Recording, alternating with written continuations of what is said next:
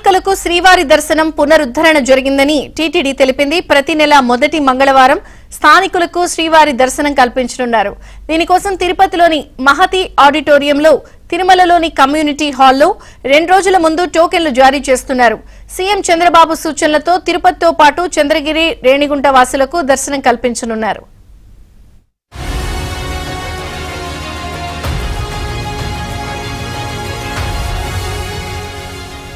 స్థానికులకు శ్రీవారి దర్శనం పునరుద్ధరణ జరిగిందని టీటీడీ తెలిపింది. ప్రతి నెల మొదటి మంగళవారం స్థానికులకు శ్రీవారి దర్శనం కల్పించనున్నారు.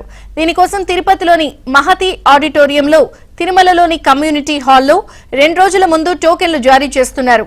సీఎం చంద్రబాబు సూచనలతో తిరుపతితో పాటు చంద్రగిరి, రేణిగుంట వాసులకు దర్శనం కల్పించనున్నారు.